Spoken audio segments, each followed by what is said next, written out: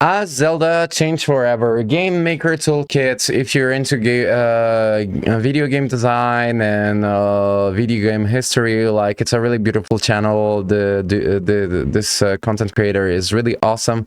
Don't forget to subscribe and leave a like to him. It's good stuff. It's really the good stuff. Let's check it out. Hey, it's Mark. So, back in 2013, longtime Zelda producer Eiji Aonuma promised that the next big Zelda entry, coming soon to the Wii U, would completely reinvent the Zelda franchise. He said, "Our mission is quite plainly to rethink the conventions of Zelda. I'm referring to the expectation that the player is supposed to complete the dungeons in a certain order, or that you're supposed to play by yourself. The things we've come to take for granted recently. We want to set aside these conventions, get back to basics, and create a newborn Zelda so that the players can best enjoy the real essence of." So this was about Breath of the Wild, yeah, and they actually like really managed, huh? They really fucking managed. I remember when Zelda Breath of the Wild got released. I don't know if you remember, but like Genshin Impact got released, and it was like they got inspired by a lot of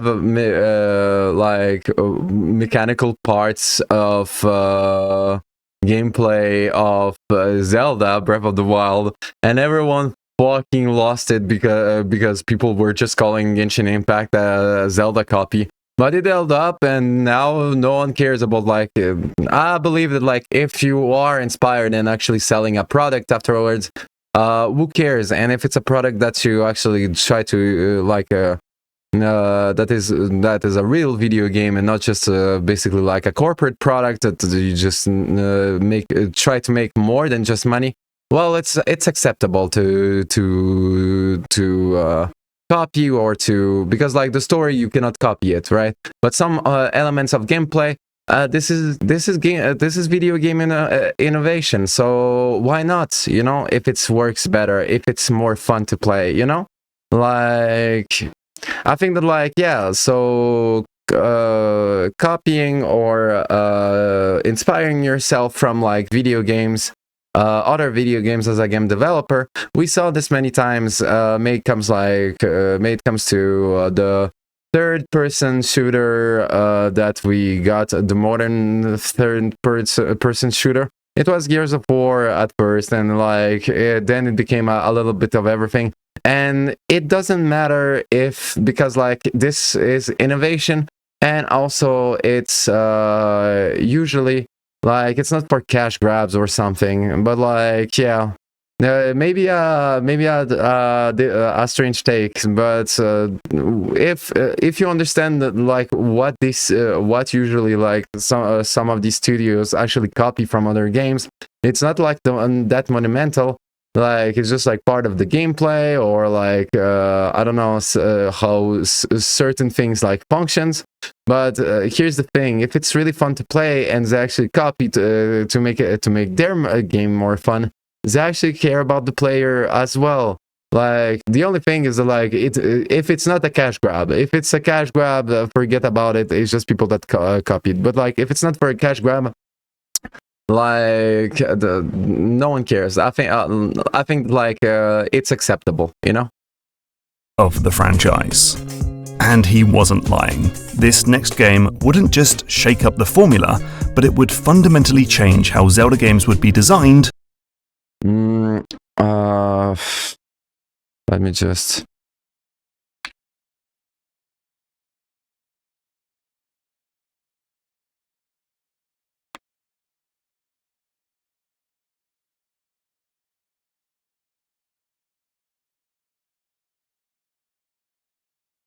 Yeah. Perhaps forever. Here's how it happened. So, by 2013, Zelda had settled into a familiar and formulaic groove. In each game, Hero Link visits dungeon number 1, finds some handy new item, uses it to defeat the boss, and open up the next part of the world map, where he'll visit dungeon number 2, find a handy new item, defeat a boss, and, well, you get the picture.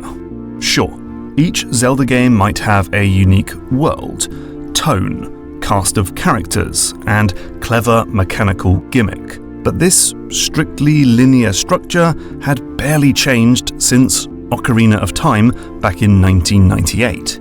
It had become stale and a little bit stinky. And it all culminated in the disappointing Skyward Sword, which adhered so closely to this formula that it felt like a pale, paint-by-numbers parody of a Zelda game. Something had to change, and Aonuma knew it, saying, "We started to feel that fans may not continue playing this franchise unless they can think independently and try various things freely on their own, rather than following a set path." So it was time. Which was a risk, technically. Like, it was like a really a big bet, because what if they're wrong? Right? And there was no data. Like, here's the thing about like running a franchise that isn't that is a big franchise. They are not like the small players that you can like check out the homework of other studios to get an idea. Because like Zelda are pioneers in many gameplay loops and just like game presentation, game direction, art direction, right? So they were the first and they created something unique many times. So actually betting that like this is the right road to take is actually a big bet, but I bet that they successfully like won over. To mix things up. For the next game, which, spoiler alert, would be Breath of the Wild, he gave his team a wildly ambitious mandate to rethink every aspect of the Zelda franchise, to consider every convention that had become an essential staple of the series and ask if it truly had to be that way. Aonuma says, "I told the staff, this time let's build the game without shying away from anything. Let's stop thinking about what Zelda has been up until now."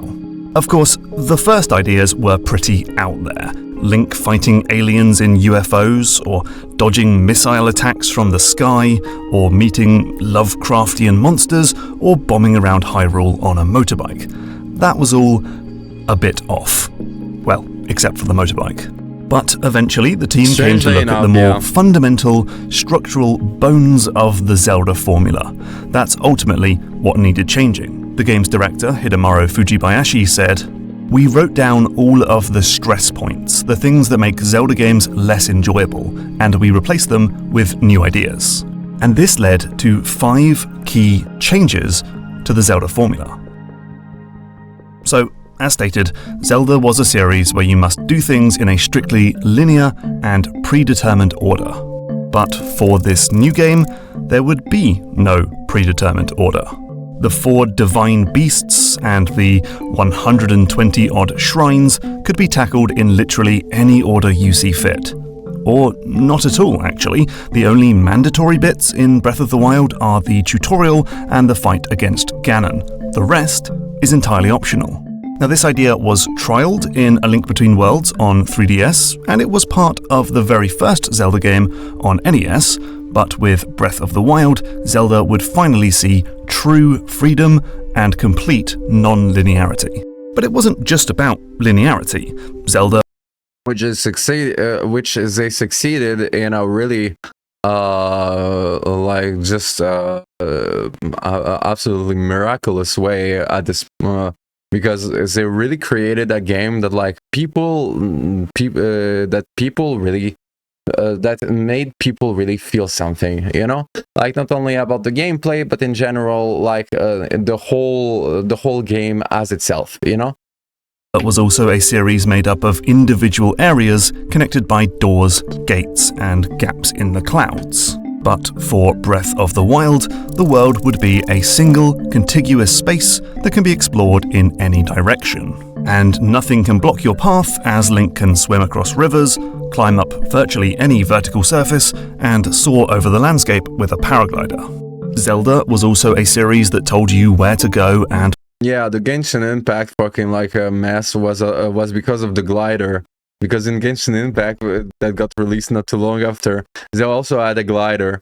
And since then, everyone has a fucking glider. Like... what to do, often with an overbearing companion character who would offer helpful hints and advice. Breath of the Wild would be the opposite. Outside of quest markers that show the location of the 4 divine beasts, players would be left to explore by themselves, and the developers would stay silent, choosing to guide the player through the design of the environment or the Yeah, Breath of the Wild was a good time, like for real. It has this like just open world, and you can take your time and you just enjoy yourself however you want. Placement of harder enemies, or with a breadcrumb trail of curiosities that lead you to the next important.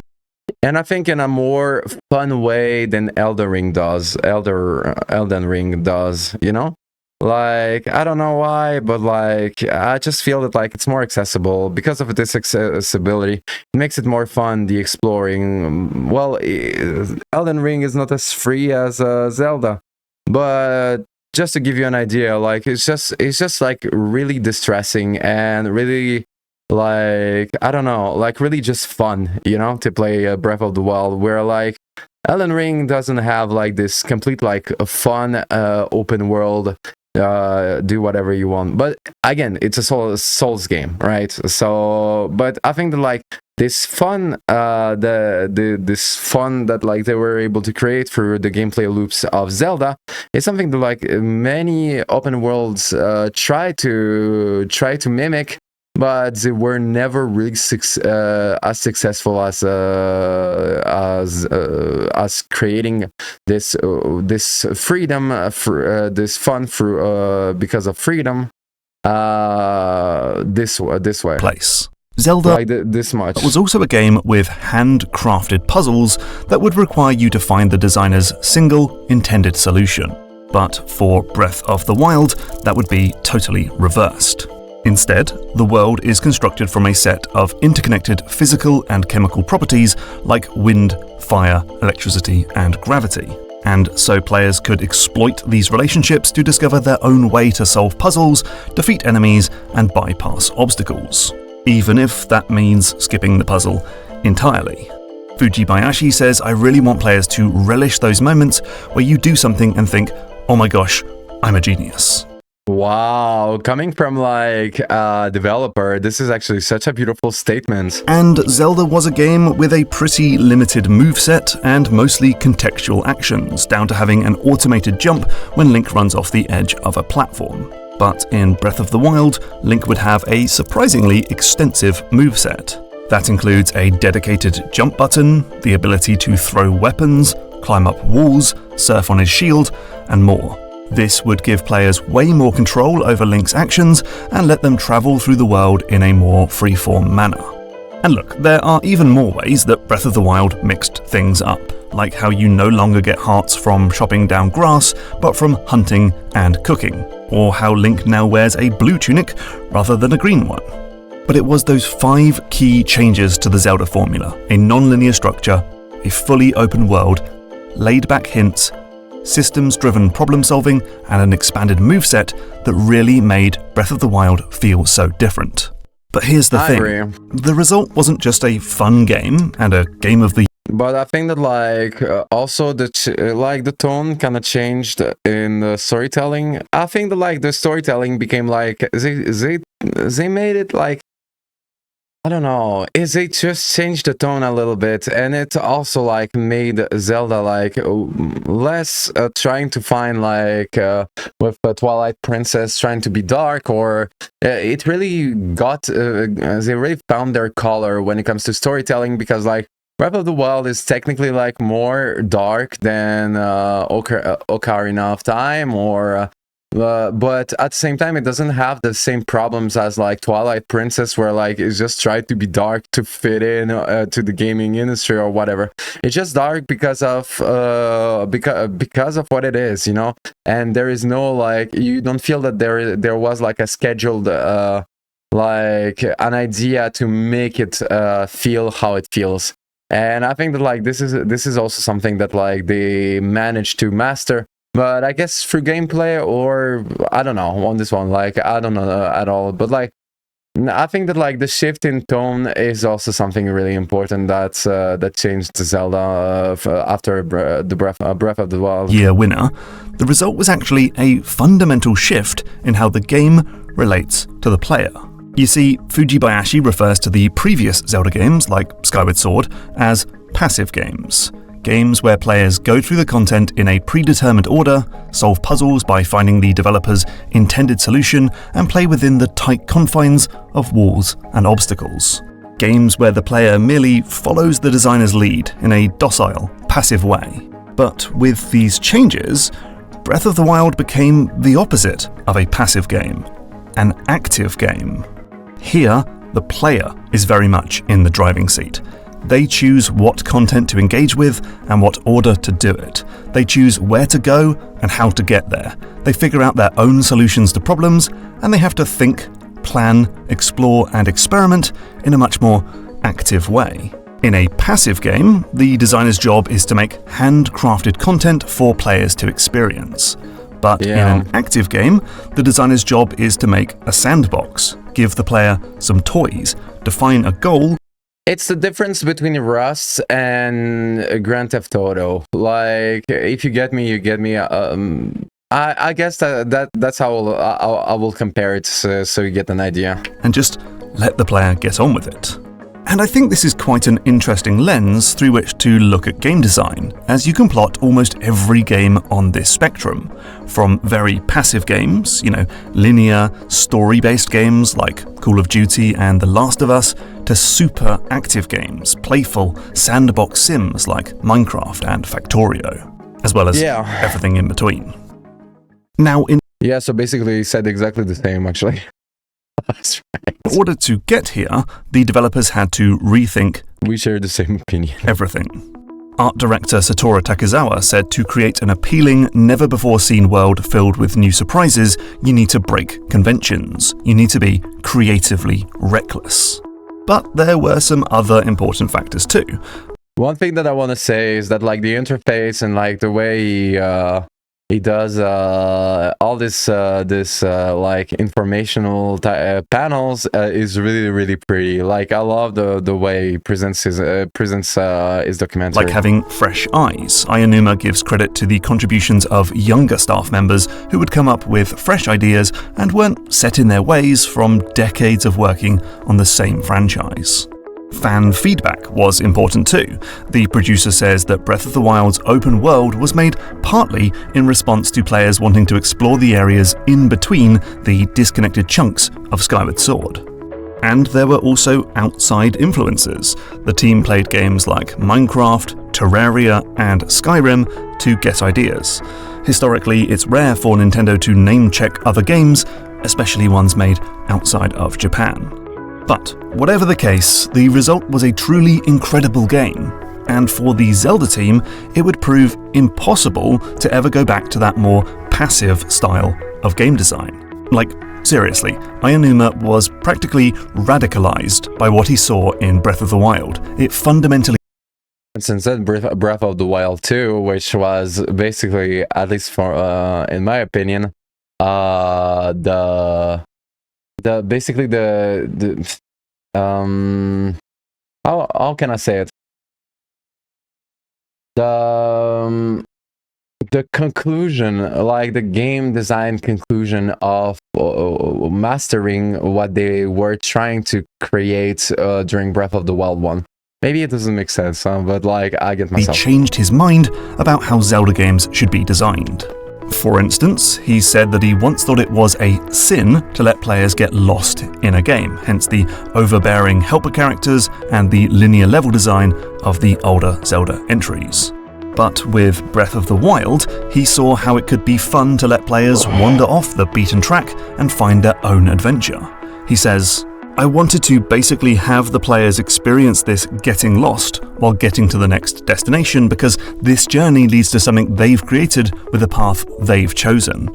I myself learned that getting lost wasn't so bad after all, so I was able to reflect this idea to this game. So for Ayanuma, Breath of the Wild showed a new and, to him, much better way to design games. In fact, when he replayed The Wind Waker, he thought it felt outdated. He's described set puzzles with single solutions as being an old design. And as for future Zelda titles, well, he says, "I think for me, the incredible freedom that this game offers you and how well that's been received, to me it means that level of freedom is something that needs to be maintained in Zelda games going forward. My eyes have been opened to how important that is." And so Breath of the Wild has continued to influence future games in the franchise, and the sequel, Tears of the Kingdom, doubled down on this active, player-led, problem-solving gameplay. In fact, Nintendo was so inspired by how players used the Breath of the Wild sandbox to pull off wild and unexpected things that the sequel gives you even more radical toys, including the ability to glue physics objects together to build vehicles and machines. And players are given even more opportunities to exploit the game and find their own solution. Take the ability Ascend, which lets you dig through the ceiling and pop out on the other side. It started as a debug option during development to let the creators quickly skip past content, but that's actually really cool. It later became a de facto power in-game. Technical director Takuhiro Dota said, "We've placed more importance on creating a game that enables players to do exactly what they think they can do, rather than how we want them to play the game." And then really there's cool. the spin-off title Echoes of Wisdom, which was made by outside studio Grezzo. The team pitched a clever copy-and-paste game mechanic, and Aonuma was like, "Yeah, cool, whatever, great, just make sure the player has tons of freedom."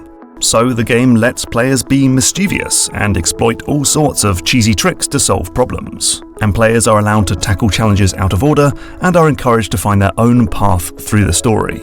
Co-director Tomomi Sano says, "We put effort into maintaining player freedom. Limiting mechanics makes development easier, but it frustrates players when things don't work as expected. We wanted to avoid that." That's true. So, if you ask Aonuma, this is how every Zelda game will be going forward. He says, "Games where you need to follow a specific set of steps or complete tasks in a very set order are kind of the games of the past. The games of today are ones in which that can accept a player's own decisions and give them the freedom to flexibly proceed through the game, and the game will allow for that." In fact, he went so far as to question why anyone would want a game that felt like the older Zelda titles. He said, "Why do you want to go back to a type of game where you're more limited or more restricted in the types of things or ways you can play?" And, well, sir, if you're asking, then I have some thoughts.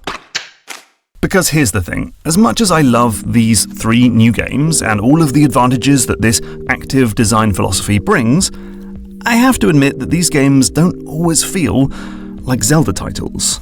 And that's because some of the changes necessary to make an active game ended up removing some of the stuff that makes Zelda, well, Zelda.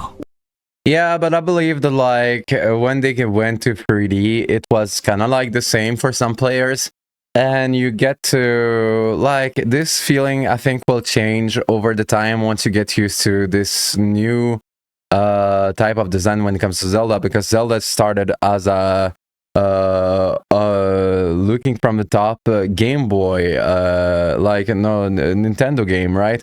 And then it became 3D, and then there's a lot of story, and I think that while I agree that obviously it will take some identity of Zelda through these changes, I think that they really found the tone that they wanted to storytell their story as well. But I can completely understand for someone that is nostalgic and that grew up with these games, loving them so much, that you can have this reaction, you know? For example, consider that old formula where you get a new item in each dungeon. This might be linear and restrictive, but it does mean that each Zelda game has a wonderful sense of mechanical progression, where you get brand new toys at fairly even points throughout the adventure. As the game goes on, Link becomes more powerful and adept, and the player is always left wondering what cool new ability is just around the corner. But for Breath of the Wild, well, the team never wants you to reach a shrine or a dungeon that requires some ability that you don't have, and so the solution is to just dump all of the game's mechanics on you during the tutorial. Which means you'll see pretty much everything the game has to offer in the first couple hours.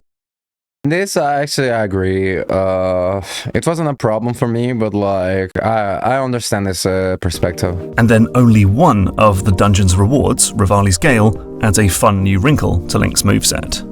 Then there are the dungeons themselves. Zelda's old temples are beautiful puzzle box playgrounds. Clever, spatial reasoning conundrums that you slowly unpick by finding keys and items, or by changing the water level, moving back and forth in time, or flipping the entire temple on its head. But that sort of level design requires heavy restrictions, a narrow lock and key structure, and handcrafted puzzle solutions. That doesn't gel with Breath of the Wild's freewheeling movement system and puzzle design, but that leads. I agree with that, and I think that like the temples were, well, it was the machines, right? The temples technically, and it wasn't as interesting as it wasn't as remarkable as the previous Zelda. So about this critique, I actually agree. The dungeons, but like you cannot like, at least for now, they didn't found a solution for that. But I'm guessing that the game developers, they completely agree with that, you know? To lax dungeon layouts that can be cheated and cheesed. And so the new dungeons often end up feeling messy and, frankly, unsatisfying. I didn't even bother doing a Boss Keys episode on Tears of the Kingdom's dungeons because what's the point if you can just phase through the floor and skip half the puzzles? And more broadly, Nintendo's focus on player-driven solutions can sometimes lead to moments of surprise and delight, but just as often, it can lead to repetitive solutions, cheesy exploits, and outright cheats. There's also the storyline. I've never been too fussed by the narratives in Zelda games, but they do at least have a structure. Breath of the Wild's plot, meanwhile, is essentially a bunch of disparate memories told in a jumbled-up order. There's no emotional escalation, no dramatic timing, no pace, no structure, no arcs. And finally, the older Zelda games were full of beautiful, curated and handcrafted spaces that have resonated for decades. But the new Zelda worlds, by dint of needing to be utterly massive, can feel empty, soulless and repetitive. These worlds even veer into the realm of feeling like they were generated by an algorithm. So when Ayanuma asks why anyone would want to return to the older style of Zelda, well, this is why. There are hugely important aspects of those older titles that have simply been lost in the shuffle. And ultimately, I'd argue that the active design philosophy of Breath of the Wild isn't inherently better than the passive design philosophy of Ocarina of Time. It's just different. In fact, both styles have their own pros. This is the right answer, that it's not better or worse, it's different, and it will be the favoritized, like it will be loved by different people different ways, but that's the right answer. Yeah. And their own games are not bad or like are not like completely worthless. Well, at least the ones that are not, right? And I think that like art is art, and there is no bad art. There is art that is not meant for you, you know? They offer different experiences that suit different players or just different moods. Sometimes I want to go on my own adventure across an uncharted landscape, but sometimes I just want to be delighted by a developer's carefully curated experience. But here's the question: does it have to be one way or the other? Because in the last year, I've played 2 games that had me thinking about how Zelda might reconcile its 2 different eras. The first is Resident Evil Requiem. No spoilers, don't worry. So this game cleverly mashes up 2 very different parts of the franchise's history. When you play as Grace Ashcroft, the game is a first-person haunted house spook 'em up a la Resident Evil 7 and 8. But when you play as Leon Kennedy, the game turns into a campy, third-person, action-packed romp calling back to Resident Evil 4, 5 and 6. This two-hander not only satisfies fans of both styles of game, but it works as a nifty little palate cleanser. Just when your anxiety is amped up to breaking point, the perspective shifts to Leon and you get to blow off some steam. Could you do something similar for Zelda, a game that incorporates aspects of both eras? Maybe. I could imagine some future game that more clearly delineates between the overworld, which would play like Breath of the Wild. I think that, like, yeah, they could afford to actually create like some basic dungeons, Zelda style, in new iterations of Breath of the Wild. I think that, like, what matters is the baseline, right? Like, the baseline is the new Hyrule and the Breath of the Wild gameplay.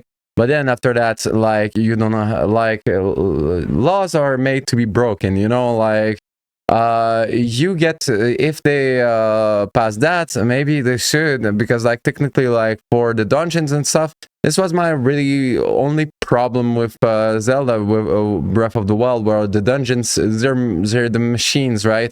And I think that, like, they can allow themselves to not force themselves into a closed mindset, where now that they found something that make them a gameplay that they like, it doesn't mean that, like, they need to close themselves, because technically, look at this map here, you could just add just a fucking, like, normal Zelda dungeon with key, and it will not break the rest of the environment, the rest of the game, you know? And the dungeons, which would feel more like classic Zelda. And as for the other game, well, it's no secret that Breath of the Wild has inspired other Nintendo franchises beyond just Zelda itself. Fans and critics have noticed its influence on games like Mario Odyssey, Bowser's Fury, Mario Kart World, and of course, Pokémon Legends. Plus, Metroid producer Kensuke Tanabe has specifically said that Breath of the Wild's open-world design led to the inclusion of the Desert Hub in Prime 4. But then there's the most breath-pilled game of the bunch, Donkey Kong Bonanza. Like, these are totally just shrines, right? Now this is a very active game. This is a game where you don't just climb up and over any surface, but can actively smash right through it. It's a game with an ultra-expansive moveset. It's got heaps of optional content. Did you know you can complete this whole game without ever picking up a single Bonandium gem? And there's a lot of freedom in how you go through the game. Co-director Kazuya Takahashi says there's a lot of leeway in terms of progression in this game. For example, locations or parts of the story you can skip without suffering any consequences. Typically, in game development, restrictions are put in place to prevent sequence breaks from happening, but since this game is all about destruction, we wanted people to play freely. But it's not total freedom. The animal transformations are doled out across the entire adventure, just like classic Zelda items. And there's a storyline with an actual plot and, like, stuff that happens. I know, crazy, right? Now, I don't think Zelda has to copy Bonanza's structure entirely, but it just goes to show that it's possible to balance player-driven freedom with designer-set progression, a mix of active and passive elements. So, look, we don't know much about what Nintendo has planned for the next Zelda game. We've got some clues.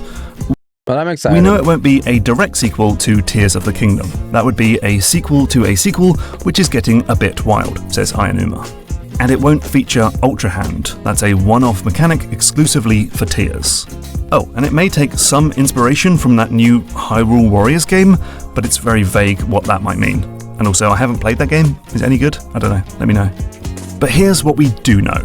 Just like how the previous games worked off the formula set by Ocarina of Time, this next game will build upon the template set by Breath of the Wild. Give me one sec.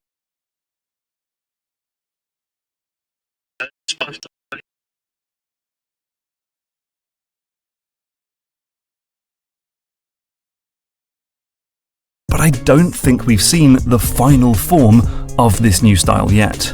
And I'm confident that we'll see Ayanuma and his team tweak and experiment with this new design philosophy, inspired by both fan feedback and competing games. And if we're lucky, they'll find some mythical middle ground, halfway between the imaginative, free-form experimental fun of Breath of the Wild and the beautifully handcrafted majesty of Ocarina of Time. Maybe. To be honest, I just don't know, but I'm looking forward to seeing what they come up with. Happy 40th anniversary, Zelda. I can't wait to see where you go next. Thank you so much. This was a beautiful documentary. It really talked about like key points that are really interesting. I love his presentation. If you don't know Game Maker Toolkit, it talks about game design, game history, and sometimes more. Don't forget to leave a like and subscribe. This content creator is really, really awesome, and he is worth your time. All right.